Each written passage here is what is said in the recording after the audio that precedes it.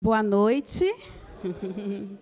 Como é bom, né, nos encontrarmos aqui novamente neste dia. Durante essa semana, Deus tá nos convidando a viver algo novo, né? Viva algo novo. Chegou a hora. A gente está vivendo praticamente o fim da história aqui, né? Terrestre aqui. Deus tem algo novo preparado para cada um de nós. E ontem, quem esteve aqui, Deus fez um chamado, né? A gente viu o chamado na vida de cada um de nós. Porque o mesmo chamado, o chamado que a gente viu na vida de Moisés, ele perdura, né? Até hoje. E Deus fez esse chamado para cada um de nós ontem, e hoje nós estamos aqui, né? Hoje Deus vai falar conosco no tema muito interessante. Vem dizendo assim: o novo de Deus diante das tempestades. Assim como Deus fez um chamado para Moisés, ele fez para cada um de nós. Moisés também viveu por tempestade, passou por tempestade, e todos nós também passamos. Eu não sei se você está passando por alguma tempestade na sua vida, mas se não está passando, com certeza, em algum momento irá passar. Porque, enquanto nós vivemos aqui neste mundo, né, nós não estamos livres de passarmos por tempestades, né, por momentos difíceis. Mas nós vimos ontem na mensagem que Deus prometeu estar conosco, porque Ele não nos deixa só, Ele não nos deixa sozinho.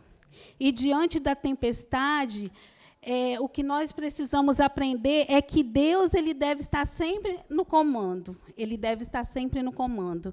E ele fala assim, eu vou contar aqui a história de um homem, ele chamava Manolo, o nome dele é Manolo, e ele é açougueiro. Manolo é açougueiro, e ele vive numa pequena cidade no interior do Pará. E o Manolo ele tem 2 filhos, adolescentes, um tem 10 anos e um tem 13. E Manolo ele está vivendo uma situação muito difícil, no seu casamento, no seu trabalho, e o casamento dele também está praticamente assim, em ruínas, terminado. Então, ele tem um temperamento explosivo, né? Um temperamento difícil, e por conta disso, ele está também prestes a perder o seu emprego. Porque, na hora de falar com as pessoas, ele não tem paciência, e ele, como açougueiro, e na hora da pesagem, ele já até jogou carne nos clientes. Né? É verdade. E Manolo, coitado, ele está prestes a perder tudo, ele está vivendo uma tempestade em sua vida. E você? Você está passando por alguma tempestade em sua vida? Né? Mas Deus, a gente vai ver hoje uma história aqui na Bíblia de uma tempestade, né? Que Jesus passou, que os discípulos passaram juntamente com Cristo, porque Jesus promete estar conosco diante das tempestades. E eu vou pedir você que abra sua Bíblia em Marcos 4, a partir do verso 1. Marcos 4, 1. Que bom que você veio essa noite. O Espírito Santo te trouxe aqui. E o nosso Deus, ele se encontra presente em nosso meio. E o Espírito Santo, ele quer falar ao seu coração nessa noite. Esteja atento para ouvir, né? Para ouvir e para entender o que Deus quer falar com você nesta noite.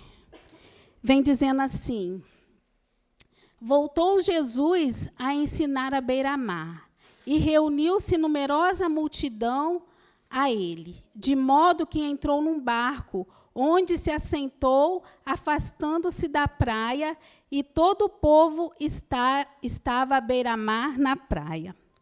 O verso 2. Assim lhes ensinava muitas coisas por parábolas no decorrer de seu doutrinamento. Agora a gente vai passar para o verso 4, 35. Verso 4, 35 vem dizendo assim, Marcos 4, 35. Naquele dia, sendo já tarde, disse Jesus, passemos para outra margem. O 36. E eles, despedindo a multidão, o levaram assim como estava, no barco, e ao outro lado, e outros barcos o seguiam. Então, aqui a gente viu que Jesus, ele reuniu o povo, né, e foi pregar ao povo na beira-mar. Jesus entrou no barco, distanciou da praia, e as pessoas ficavam na praia. E Jesus passou a ensinar aquelas pessoas e ficou ali durante todo o dia, né, pregando para aquelas pessoas.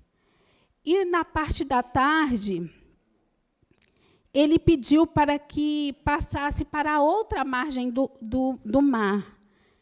E os discípulos foram se despedir da multidão. E, quando eles saíram, esses barcos, outros barcos, seguiam, né? Seguiam a Jesus. No verso 37 diz assim, ora, levantou-se um grande temporal de vento, e as ondas se arremessavam contra o barco, de modo que o barco já estava a encher-se de água. Verso 38. E Jesus estava na popa, dormindo sobre o travesseiro. E eles os despertaram e lhes disseram, Mestre, não te importa que pereçamos? Olha, irmãos, curioso, né? Diante, agora, Jesus cansado, né? Eles atravessando o mar. Jesus agora foi para a polpa do barco, dormiu, né? De cansado. Ele passou o dia pregando para aquela multidão. E agora Jesus deitou ali na polpa do barco e adormeceu.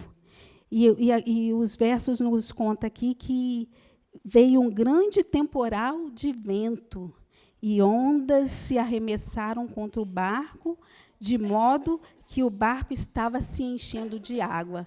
E os discípulos, né, se desesperaram. Creio eu que não era qualquer tempestade, né, e também não era qualquer vento, porque, afinal de contas, aqueles homens eram homens do mar, não é mesmo? Eram homens que tinham experiência, que eles sabiam o que fazer nessa situação. Mas ali eles já estavam desesperados e Jesus dormindo na polpa do barco.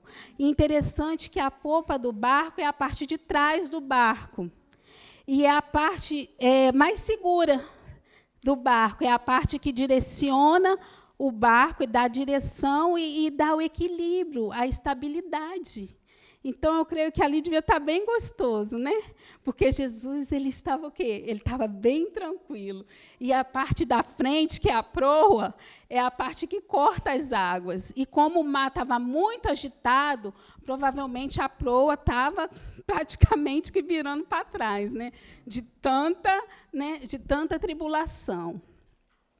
E ali os discípulos foram acordar Jesus, né? E eles despertando, no verso 39, e ele despertando, repreendeu o vento e disse ao mar, acalma-te, emudece. E o vento se aquietou e fez-se grande bonança. Olha, história interessante. E Jesus, quando acordou, né, ele deu ordens ao mar, ao vento, e tudo se tornou-se o quê? Em paz. E tudo se tornou calmo. Interessante, né, irmão? Porque lá em Filipenses, eu convido os irmãos a abrir as suas Bíblias, no capítulo 4, Filipenses 4, 7, diz assim.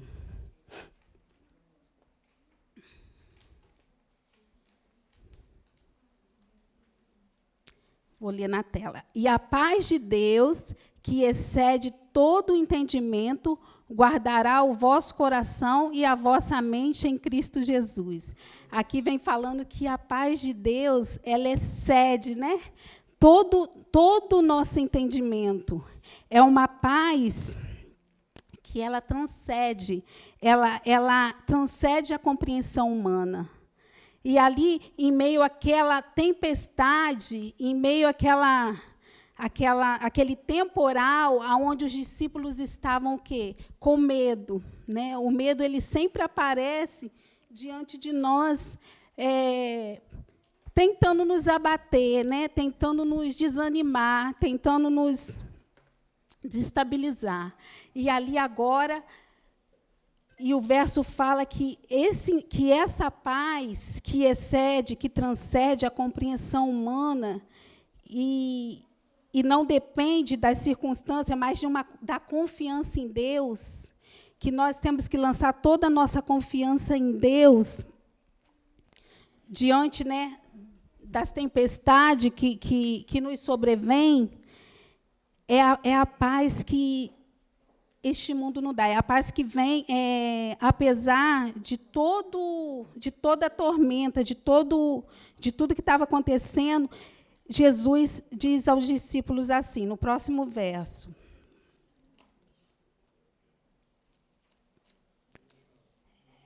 É Marcos 4.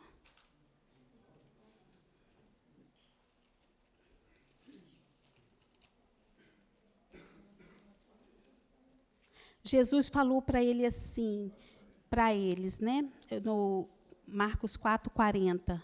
Então lhes disse: por que sois assim tímidos? Como é que não tendes fé? Porque, irmãos, os discípulos eram homens que andavam com Deus. Eles passaram o dia inteirinho com Jesus, ouvindo os ensinamentos. Eles estavam o tempo todo com Cristo. E, mesmo assim, eles tiveram medo. Por quê? Agora, Jesus nos pede a parte prática. Né? Não adianta, a gente não vive só nas teorias. Não adianta só a gente falar que crê, né? Que obedece, se a gente não vive a parte prática. E a parte prática, a gente vive nas tempestades. A gente vive diante das tribulações. E agora veio aquela tribulação, veio aquela tempestade, para que os discípulos pudessem colocar em prática tudo aquilo que eles haviam aprendido durante o dia, no qual Jesus passou o dia ensinando ali para eles. E é o mesmo que Jesus faz conosco. Né? Jesus, ele nos ensina, nós aprendemos a palavra, mas na hora de pôr em prática, é mais difícil. Aí é mais difícil. Porque a Bíblia fala assim, que no espírito nós estamos prontos, mas que a nossa carne é fraca. Não é verdade? Então, a gente, na hora da dificuldade, é a hora da gente mostrarmos para o nosso Deus, da gente nos examinarmos e vermos se realmente aquilo que a gente aprendeu na teoria, se aquilo realmente é vivo e se realiza dentro de nós através das nossas ações, através dos nossos atos. E por isso é que a gente passa pelas tempestades, por isso que a gente passa pelas provações. Durante algum tempo atrás na minha vida, Deus mandou uma provação na minha vida através da depressão. Eu tive uma depressão muito forte, muito profunda.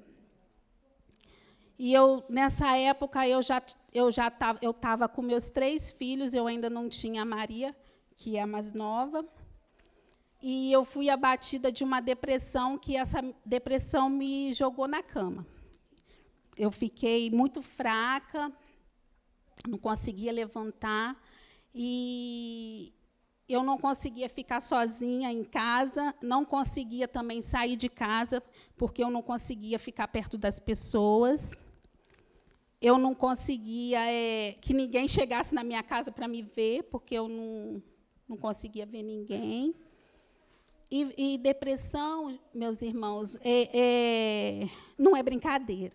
Depressão é uma doença e precisa ser tratada, né? Muitas pessoas não compreendem o que é depressão porque, vai vendo, não passou por isso. E, às vezes, pensa assim, que é uma tristeza, mas pode ser uma tristeza, mas é uma tristeza fora do comum. Porque a pessoa, ela perde a vontade de viver, ela não vê mais as cores. Eu tive uma depressão no qual eu não enxergava mais as cores, eu via tudo cinza.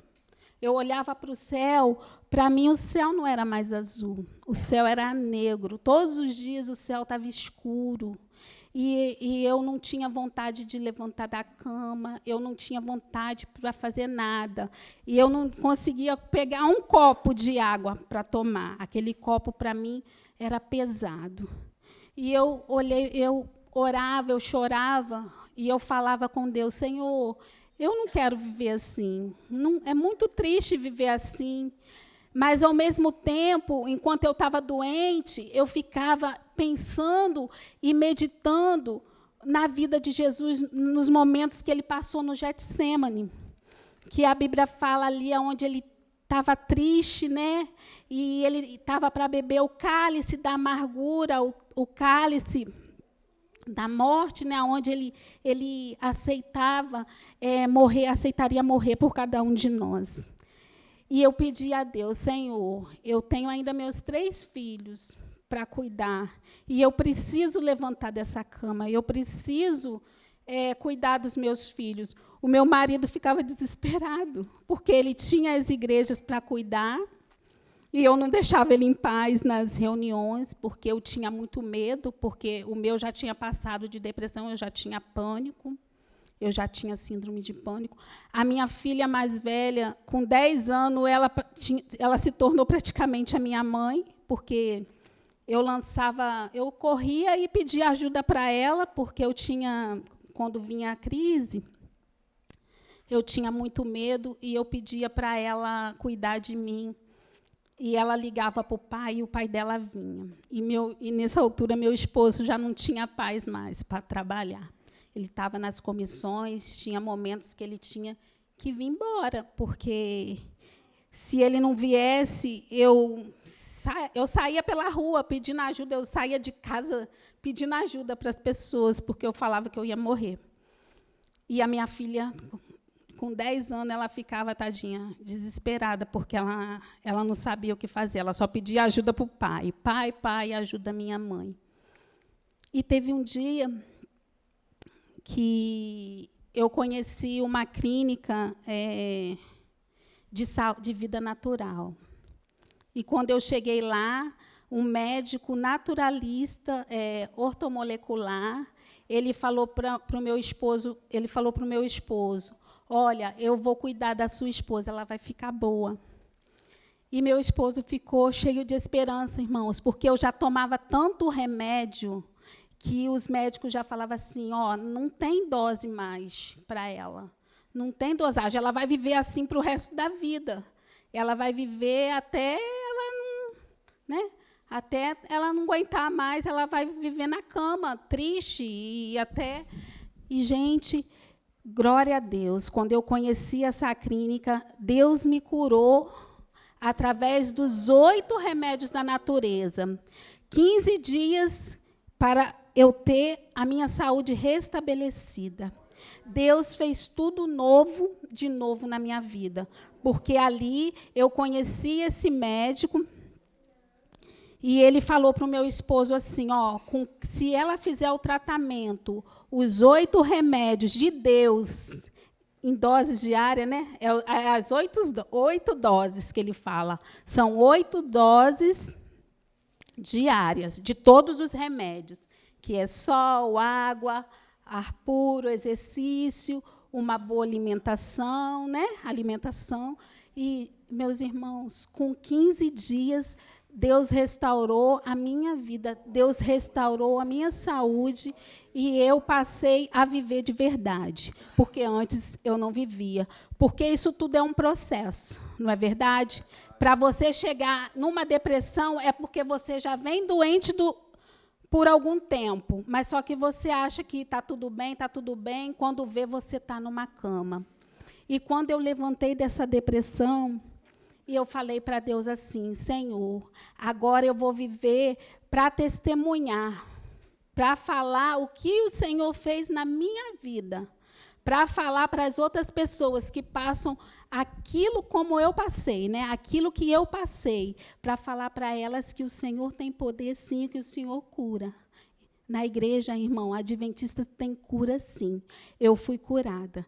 E Deus restabeleceu a minha saúde, e com isso eu saí, eu comecei a pregar, né? Eu tive um encontro com Deus, através dessa doença, né? Através dessa depressão, eu tive um encontro com o Senhor Jesus, e Ele restabeleceu não somente a minha saúde física, mas também a minha saúde espiritual, né?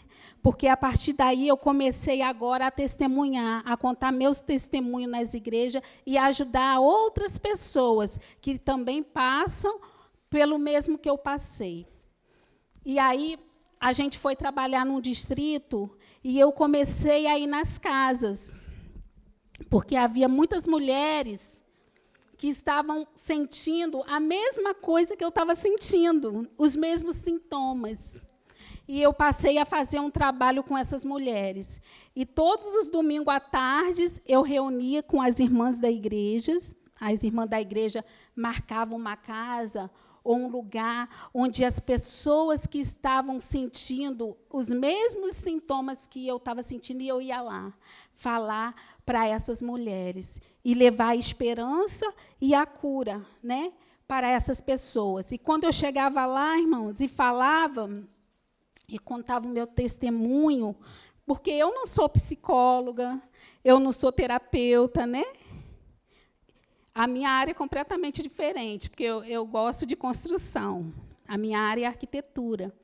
Mas, depois disso, depois que tantas mulheres, tantas pessoas, tantos jovens e até mesmo crianças, passando por problemas emocionais, vinham até a mim e se identificavam com o que eu estava sentindo, e eu podia dar uma esperança, porque quando você está vivendo, irmão, nessa situação, você não tem esperança.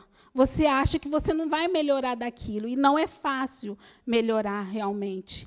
E agora, essas mulheres e essas pessoas vinham até mim, e eu contava o meu testemunho, e muitas vão, né, até essa clínica, recebem o tratamento ou começam a fazer o tratamento, e essas pessoas eram agora restabelecidas na sua saúde. É um prazer muito grande, é uma alegria muito grande. E agora eu falei com meu esposo, agora eu quero deixar a arquitetura de lado, eu quero fazer psicologia. Eu quero fazer psicologia e eu quero fazer na área de terapia, porque eu quero ajudar as pessoas, né, a passar. E Jesus fala assim, que quando a gente passa a tempestade, a paz, ela realmente se faz presente em meio à tempestade. Porque este mundo é um mundo de quê? É um mundo difícil. Aonde a gente vive é cheio de pecado, é cheio de quê? A gente, todo dia, vamos ter que enfrentar lutas e provações.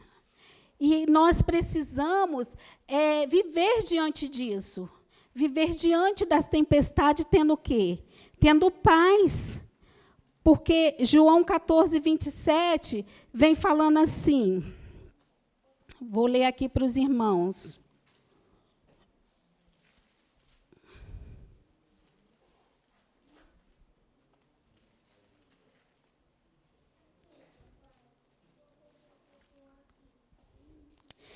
Deixo-vos a paz.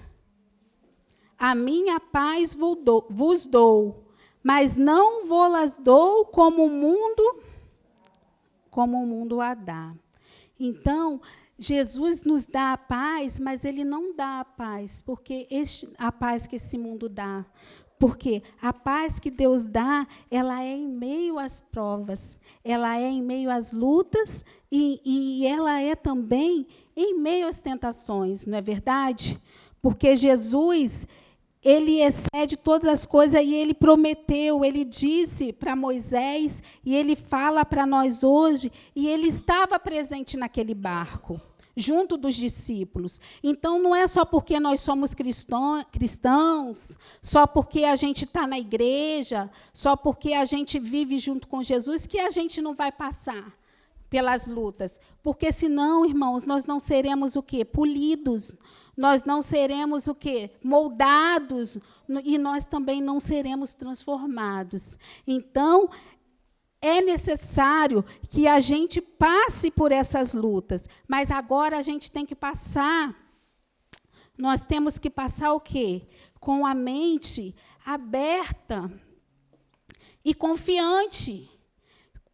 Se você está passando por algo difícil, complicado, confie em Deus, porque você está passando isso por algum motivo. Deus tem algo aí para você, para te ensinar e para ensinar para aqueles que estão ao seu redor, porque ali tinham barcos que estavam seguindo o barco de Jesus, porque nós não vivemos sozinhos. Tem pessoas que vivem ao nosso redor e essas pessoas também precisam, né, do testemunho, do testemunho daqueles que estão junto de Cristo, do testemunho dos cristãos, daqueles que estão em volta. E diz que esses barcos seguiam, né, o barco de Jesus. E os discípulos, eles tinham uma convivência íntima com Jesus. E Jesus falava para eles e falava com eles aquilo que precisava ser falado. E isso vem falando lá em 1 Pedro 5:7.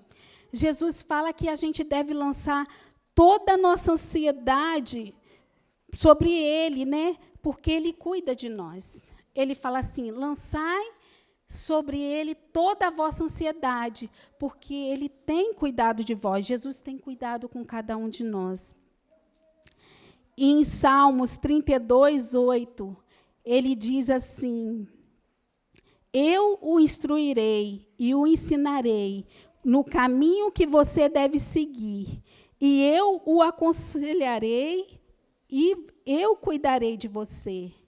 Então, é o nosso Deus, é Ele quem nos aconselha naquilo que devemos fazer. E Ele é quem cuida de nós. Está você passando por alguma prova, alguma dificuldade? Pergunta para Deus. Porque Ele vai te aconselhar. Ele vai falar para você o que você deve fazer. Ele vai cuidar de você, porque nós, irmão, nós passamos. Enquanto nós vivermos aqui, nós iremos passar por tempestades, né? E Jesus, agora que ele questiona o medo, ele questiona, a gente viu que ele questiona a fé dos discípulos no verso 40, e ele pergunta: por que vocês são tão tímidos? Né? São tão tímidos. Por que nós não buscamos ao nosso Deus, né?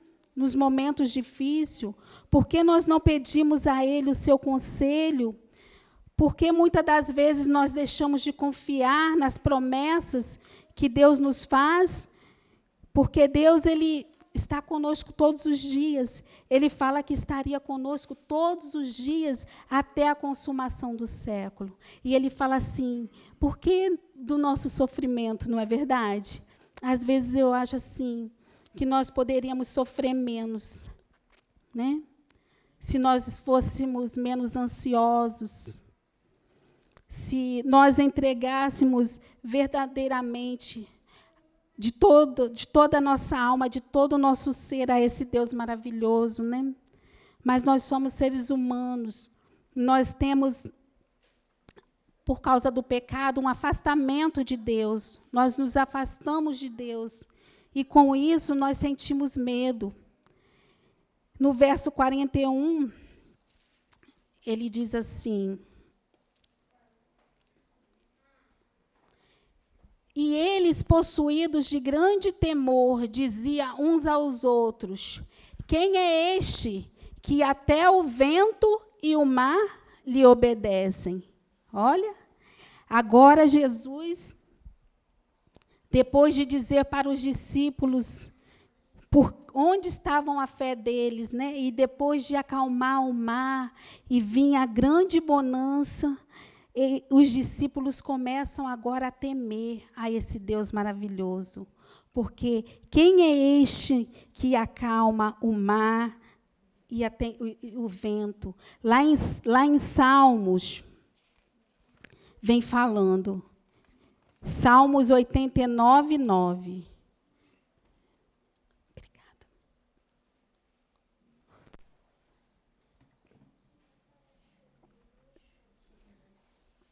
Salmos 89, 9.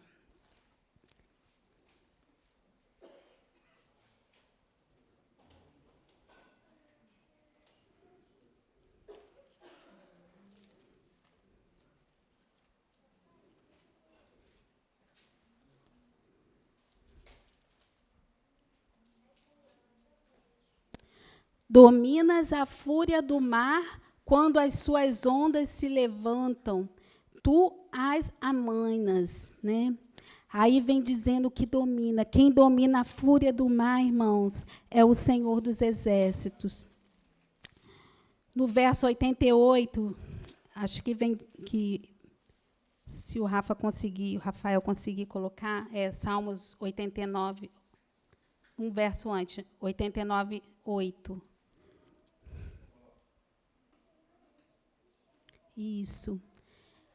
O Senhor, Deus dos exércitos, quem é poderoso como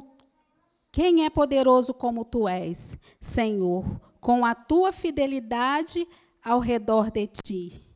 Agora o 9. Dominas a fúria do mar, quando as suas ondas se levantam, tu as amainas. Aí vem dizendo, o salmista, né, já tempos atrás, já falava, né, que o Senhor dos exércitos é quem amainas, né, é quem acalma o mar. E ali, agora, Jesus estava ali, o Senhor dos exércitos, estava diante daqueles discípulos, apavorados, e agora ele acalmar aquele mar, né? Jesus dá ordem e aquele mar se acalma. E ele fez, e quando os discípulos fazem essa pergunta, quem é que pode, né, acalmar o vento e a tempestade? Quando Jesus chega do outro lado da margem do rio,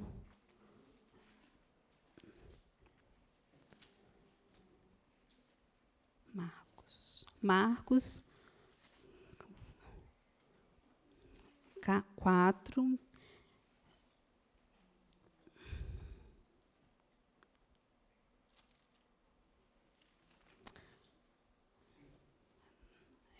Agora é 5. 5, 6. Vem trazendo a resposta, né, para essa pergunta dos discípulos. Quando de longe viu Jesus, correu e o adorou. 6. Esse é o 7 agora. Exclamando com alta voz: que tenho eu contigo, Jesus, Filho do Deus Altíssimo? Conjuro-te por Deus que não me atormente, porque Jesus lhe disse: espírito imundo, sai desse homem.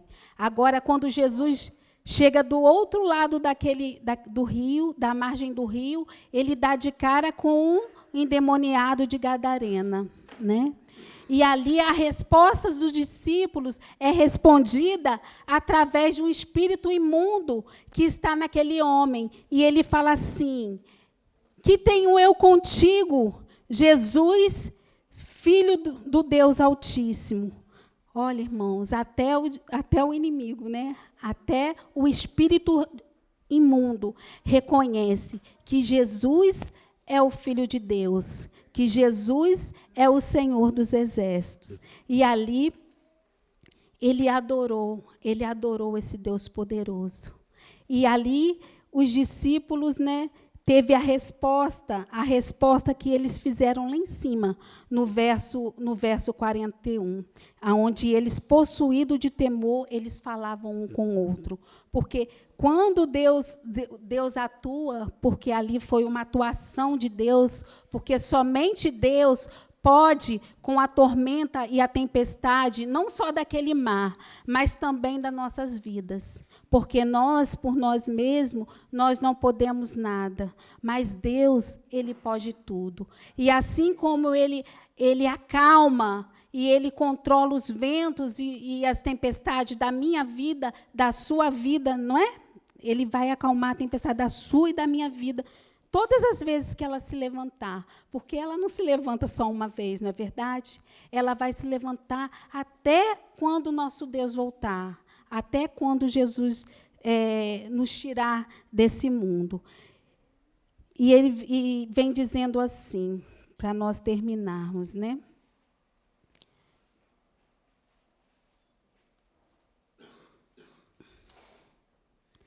Eu vou terminar para vocês a história do Manolo. Lembra que o Manolo ele jogava até, né, a carne nos fregueses? Lembra dele? Certo dia, ele estava passando em frente a um auditório que exibia um banner com uma mensagem que dizia assim: se sua vida está por um fio, venha hoje às 19h30. Mesmo desconfiado, ele descobriu que se tratava de uma série de conferências. Ele decidiu entrar e ele viu que se tratava de uma série de conferências baseada na Bíblia, algo que ele nunca havia estudado. E após 45 noites participando daquela série de conferências, ele resolveu que ele seria batizado. E sua esposa e seus filhos não acreditavam na mudança de Manolo, né? E eles pensavam que aquela mudança seria temporária. Mas agora, Manolo foi batizado e também toda a sua família foi batizada junto com ele. E agora, com a influência de um marido cheio do poder de Deus, né? Manolo, que estava sendo consumido pela tempestade da sua vida, escolheu encontrar-se com Deus e entregar a vida a Ele. E a sua transformação foi tão profunda que ele se tornou gerente daquele açougue agora. E agora ele trabalhava e, posteriormente, depois, ele abriu o seu próprio negócio. E hoje ele tem um mercado. E nesse mercado tem 20 funcionários que toda manhã realiza cultos breves, né? E Manolo vive uma vida repleta de fé em Deus. E ele compreende que mesmo em meio à tempestade é possível encontrar paz. Ele também reconhece que sua vida é um testemunho poderoso. É o agir de Deus, não somente para ele, mas também para os outros. E nessa noite é o que Jesus nos convida, né? Ele quer estar no leme, ele quer estar no controle da nossa vida. E deixa que ele conduza, né? Que ele acalme toda e qualquer tempestade que se levantar na sua vida. Amém.